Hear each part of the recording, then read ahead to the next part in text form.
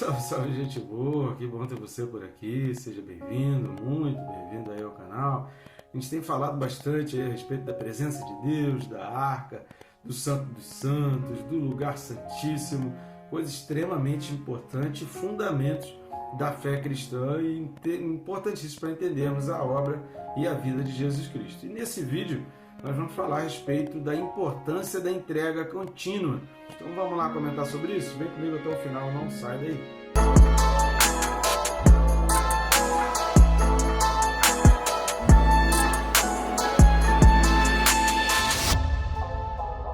Só não deixe de se inscrever, a gente vai já para a leitura do texto, a gente já vai para o vídeo, mas antes clica aí rapidinho, você que está assistindo e ainda não está inscrito, clica aí em inscrever-se, é rápido e fácil, não vai tomar o teu tempo nem atrapalhar o seu vídeo.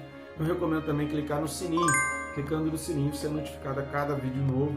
A gente agora aqui depois da enchente aqui no sul, no Rio Grande do Sul, a gente tem voltado aí com os vídeos diários, né, de segunda a sábado, para que você tenha todos os dias às 6 da manhã um texto bíblico, um comentário, para que você aprenda mais a palavra. Um trabalho exclusivo que você só vai achar aqui no nosso canal, comentário bíblico versículo a versículo. A gente já tem 10 livros completinhos aí, esse é o 11º, que a gente já está chegando, caminhando aí em direção ao final da carta aos Hebreus. Então vamos lá, o texto desse vídeo, Hebreus capítulo 9 e o versículo de número 6.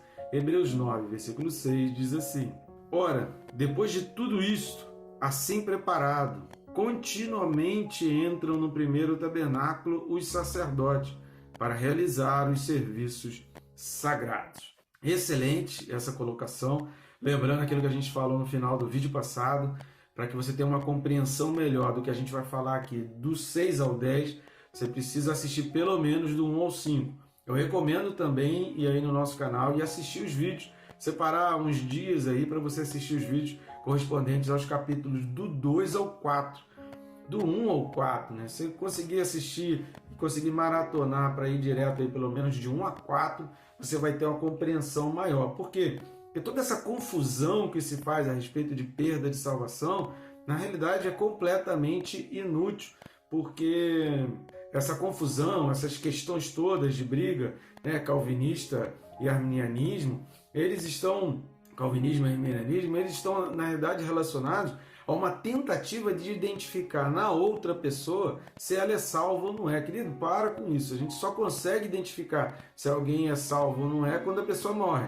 Então, se até a morte ele perseverou até o fim, aí a gente pode dizer, se até na morte, até chegar o dia da morte, ele deu um bom testemunho, obviamente, essa pessoa, então, ela foi salva. Só que antes de chegar a esse ponto, querido, a gente não tem como afirmar, a gente não é Deus, a gente não está olhando o selo, é impossível enxergar o selo. Você pode ver atitudes, você pode identificar algumas atitudes que podem fazer você confirmar ou rejeitar a ideia de que a pessoa é salva, mas tudo parte de um julgamento teu, um julgamento humano, não tem nada a ver com Deus. E a gente acaba sendo como os amigos de Jó, tirando conclusões completamente equivocadas em muitas situações. Então vamos parar com isso, a gente vai falar um pouco sobre isso a respeito nesse vídeo, e é muito importante assistir os vídeos aí e estudar essa carta aos Hebreus para a gente tirar todas essas dúvidas. Por enquanto, eu peço as suas ajudas, a gente tem enfrentado ainda muitas dificuldades aqui no Sul,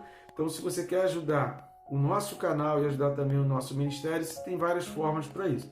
A primeira, fácil, rápido e grátis, é clicar aí no curtir, comentar e compartilhar, o famoso triplo C. Isso vai fazer com que o YouTube, seu algoritmo, mostre e indique esse vídeo para mais pessoas, ou até você leve para pessoas além da indicação do próprio YouTube. A outra maneira também é clicando nos links aqui da descrição, você vai ver esses livros que estão aparecendo aqui do ladinho, que são livros de autoria nossa, e que ao adquirir esses livros você está contribuindo também para o nosso ministério, está nos ajudando para que a gente continue a colocar vídeos aqui diariamente a respeito da palavra de Deus. Comentário bíblico, versículo a versículo, em vídeo, só aqui no nosso canal. Você não vai achar outro canal que tenha isso, tá certo? Então vamos lá, o primeiro ponto que a gente precisa ver para a gente falar sobre essa questão da entrega contínua é que no versículo 7 a gente vai ver a ação diferenciada do sumo sacerdote. Então é aquilo que a gente falou nos versículos de 1 a 3. Existe o santo lugar, que é aquele lugar anterior ao segundo véu, anterior ao véu que foi rasgado quando Jesus morreu na cruz, anterior àquele lugar, que é o santo lugar. Dentro do véu era o lugar santíssimo, onde só entrava o sumo sacerdote. O versículo 7 vai falar a respeito do sumo sacerdote, dessa entrada no lugar santíssimo, e aí vai falar a respeito do sumo sacerdote. Aqui está falando dos sacerdotes, porque antes desse segundo véu, os sacerdotes eles entravam ali. Então aqui a figura é dos sacerdotes, dos outros sacerdotes. E para que eles entravam ali continuamente? Por que eles entravam? A primeira coisa que a gente vai ver, que a gente já falou sobre isso também nos versículos de 1 e 2, aqui de Hebreus 9, é manter a lâmpada acesa, o candeeiro, o candelabro, o menorá, manter a lâmpada acesa. Vamos dar uma lida no livro de Levítico 24, de 1 a 4. Levítico 24, de 1 a 4, que diz assim: Disse o Senhor a Moisés: ordena aos filhos de Israel que te tragam azeite puro de oliva batido para o candelabro, para que haja lâmpada acesa continuamente. Na tenda da congregação, fora do véu que está diante do testemunho, Arão a conservará em ordem, desde a tarde até pela manhã, de contínuo perante o Senhor. Estatuto perpétuo será este pelas suas gerações. Sobre o candeeiro de ouro puro, conservará em ordem as lâmpadas perante o Senhor continuamente. Então, essa era a função dos sacerdotes, de deixar a lâmpada acesa continuamente. Quando o livro de Gênesis fala a respeito da viração do dia, entende-se que aquela viração do dia era o que a gente entende hoje como final do dia, que é por volta das 18 horas, das 6 horas da tarde, exatamente por causa de outras questões. A gente sempre fala aqui que a Bíblia explica a própria Bíblia. Toda vez que a gente tem dúvida com relação a algum texto bíblico, existem outros textos bíblicos que vão elucidar, que vão ajudar a esclarecer. Então, aquela viração do dia, a gente entende como sendo à noite, não amanhã. Algumas pessoas entendem que a viração do dia é quando o sol nasce, mas não é quando o sol se põe, exatamente porque há outros textos que falam exatamente sobre isso. Olha, você vai conservar desde a tarde até amanhã, ou seja, o início do dia é a tarde, o início do dia é quando o sol se põe. É ali que realmente o dia começa. Então o sábado ele começa quando? O sábado ele começa no pôr do sol da sexta-feira e ele termina no pôr do sol do sábado, que é quando então começa o domingo. Isso é fundamental para a gente entender essas questões de dia, de viração do dia, e a gente voltar lá para o livro de Gênesis. Mas, voltando ao assunto aqui da lâmpada, esse era um dos motivos. A gente falou sobre o significado do candelabro, da menorá, aí no capítulo 9, versículos do 1 até o 3. Assista os vídeos correspondentes a Hebreus 9, de 1 a 3. São 3 coisas que os sacerdotes faziam continuamente ali. A primeira era a lâmpada, a segunda, substituir os pães da face, ou também chamado aqui na Bíblia de pães da proposição. Na maioria das versões fala pão da proposição, que está aqui também no capítulo 24 de Levítico, só que os versículos de 5 a 9. Então vamos dar uma lida em Levítico 24, de 5 a 9. Também tomarás da flor de farinha e dela cozerás 12 pães, cada um dos quais será de 2 dízimas de um efa, e os porás em 2 fileiras, 6 em cada fileira, sobre a mesa de ouro puro perante o Senhor. Sobre cada fileira porás incenso puro, que será para o pão como porção memorial. É oferta queimada ao Senhor. Em cada sábado, Arão os porás em ordem perante o Senhor continuamente, da parte dos filhos de Israel por aliança perpétua. E serão de Arão e de seus filhos, os quais os comerão no lugar santo, porque são coisa santíssima para eles, das ofertas queimadas ao Senhor, como estatuto perpétuo. Então, colocar ali no pão, comer o pão e substituir aquele pão colocado ali era algo feito continuamente, e os sacerdotes, era atividade dos sacerdotes. Os sacerdotes faziam isso e o texto fala aqui continuamente. No caso das lâmpadas, eram acesas diariamente. No caso dos pães, eles só eram comidos e substituídos semanalmente. Então, a cada sábado, isso era feito, mas precisava ser continuamente. O que a gente precisa entender é que seja diário ou seja semanal, o que não pode haver é a perda da continuidade. Isso é que a gente precisa. Eu vou lendo os textos, eu vou explicando aqui e você vai acendendo a lâmpada da puxada que Deus dá para a questão de ser contínuo. Entenda que a continuidade para Deus ela é muito importante, por isso a gente está explicando. Eu falei que eram 3 atividades que os sacerdotes faziam ali no santo lugar, continuamente: acender a lâmpada diariamente, substituir, comer os pães e colocar pães novos semanalmente todo sábado. E o terceiro item era queimar o incenso aromático, que isso era feito 2 vezes por dia. Então vamos ler Êxodo 30, do 7 ao 9. Livro de Êxodo, capítulo 30, versículos de 7 a 9.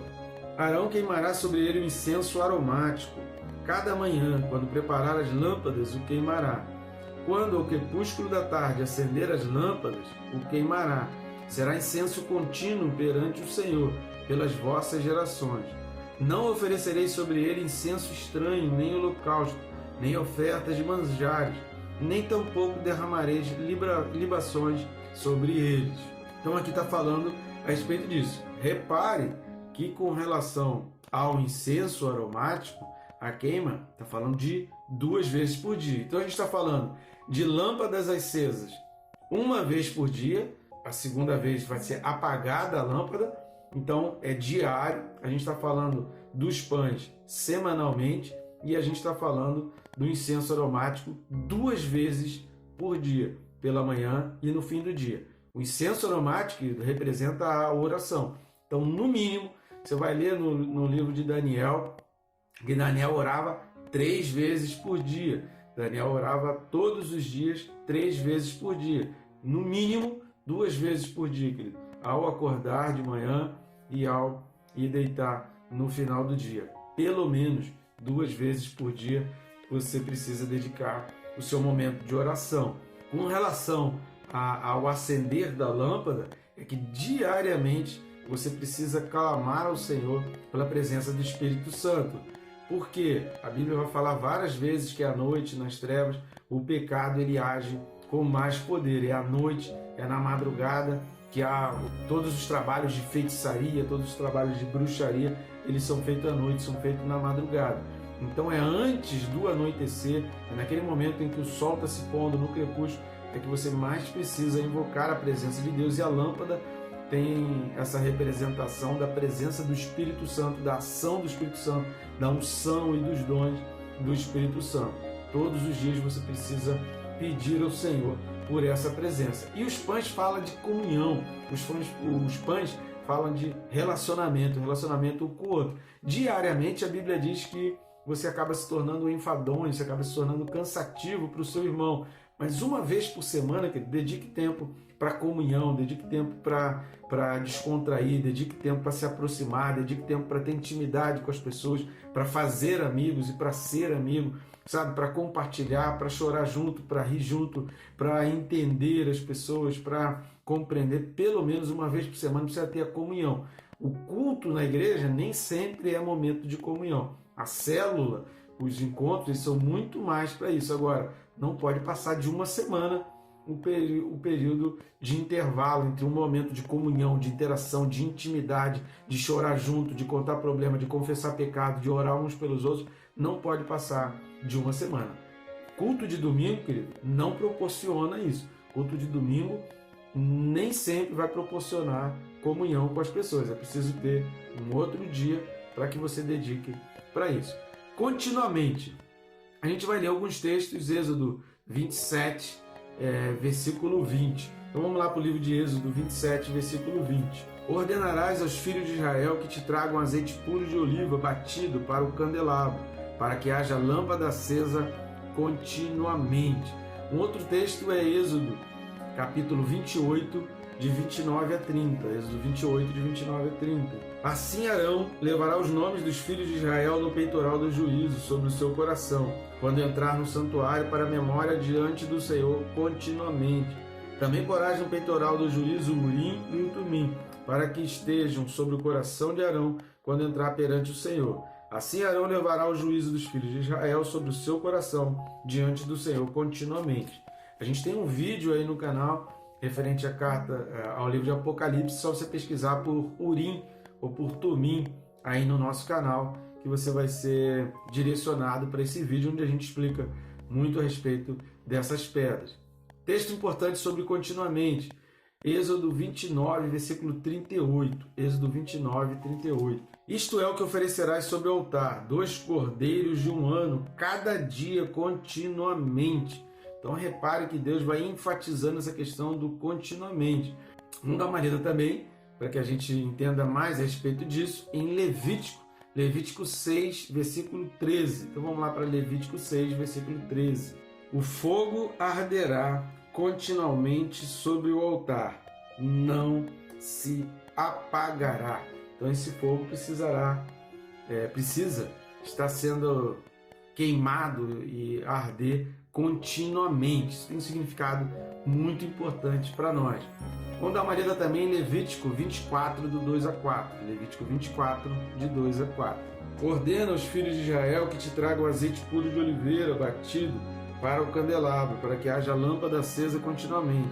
Na tenda da congregação fará do véu que está diante do testemunho. Arão a conservará em ordem, desde a tarde até pela manhã, de contínuo perante o Senhor. Estatuto perpétuo será este pelas suas gerações. Ou seja, Deus não somente fala com relação ao contínuo, que tem que ser continuidade, como ele fala que tem que ser perpetuamente. Então essa continuidade tem que durar para sempre. E o que a gente vai entender sobre esse continuamente é que para Deus a constância e a perseverança, elas são mais importantes do que performances de repente, do que performances em períodos. Não adianta ser muito bom, não adianta ser muito dedicado, não adianta ser muito devoto, não adianta fazer uma grande obra, não adianta ter grandes dedicações e fazer grandes coisas para Deus somente num tempo, ter aquele pico. Você tem um gráfico em que você tem aquele pico lá em que você foi muito ungido, você foi muito usado, você foi tremendamente usado por Deus, e depois aquele gráfico desce e a continuidade daquilo está abaixo da linha daquilo que Deus quer. Deus valoriza muito mais uma linha reta, constante, dentro das suas ordenanças, dentro da obediência, do que um pico dentro da obediência e depois uma continuidade fora da obediência. Então a continuidade e a perseverança que a gente vai ver, eu recomendo você assistir os vídeos correspondentes aos capítulos de 1 a 4 aí em Hebreus, é muito mais importante para Deus. Você vai ver muito essas expressões até o fim. Você vai ver demais essas expressões aí. Você pega aí o vídeo referente a Hebreus 3. Uma dica aqui, se você não conseguir assistir todos os vídeos, pelo menos assiste os vídeos correspondentes a Hebreus 3, versículos 6 e 14 e Hebreus 6, versículo 11. Vou repetir, Hebreus 3, versículos 6 e versículo 14 e Hebreus 6, versículo 11. Assista esses vídeos para que você tenha essa compreensão do que é até o fim, da importância que Deus quer até o fim.